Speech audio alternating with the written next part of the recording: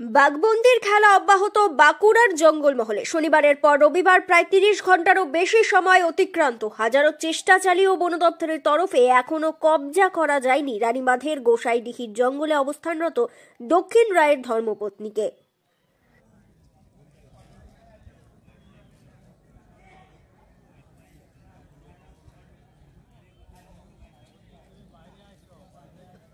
বন দপ্তর সূত্রে খবর, ওই দিন বিকেলের পর রাতেও একাধিকবার ঘুমপাড়ানি গুলি ছোড়া হলেও তা কাজে আসেনি। গোসাইডিহির জঙ্গলের জাল দিয়ে ঘিরে রাখা অংশের পরিসর ক্রমশ ছোট করা হচ্ছে, এমনকি 2 থেকে বাড়িয়ে জালের সংখ্যা 3 করা হয়েছে।